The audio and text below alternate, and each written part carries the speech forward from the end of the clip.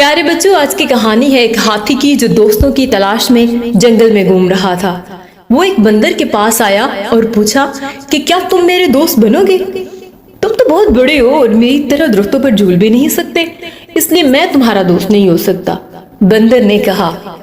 हाथी परेशान चलता चलता आगे गया तो उसे एक खरगोश मिला और उसने खरगोश से पूछा कि क्या वो उसका दोस्त बन सकता है।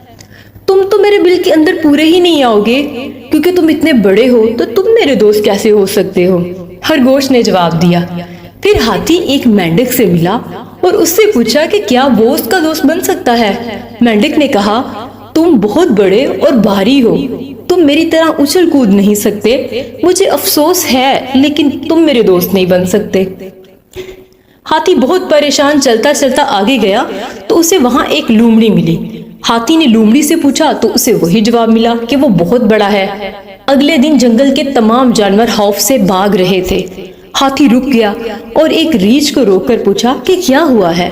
उसने बताया कि शेर ने कमजोर जानवरों पर हमला कर दिया है और सब कमजोर जानवरों को मारना चाहता है, इसलिए जानवर अपनी जान बचाने के लिए दूसरे जंगल की तरफ भाग रहे हैं। हाथी दूसरे कमजोर जानवरों को बचाना चाहता था।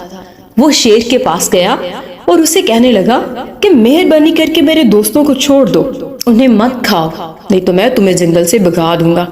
शेर ने एक ना सुनी और हाथी से कहा कि वो अपने काम से काम रखे।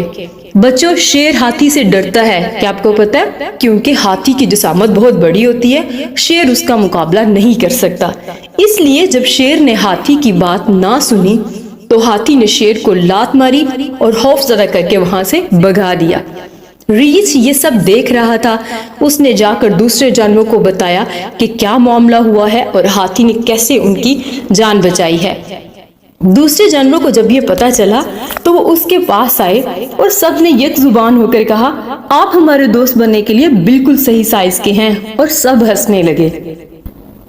प्यारे बच्चों, इस कहानी से हमने सीखा कि किसी भी शख्स का कद उसकी कदर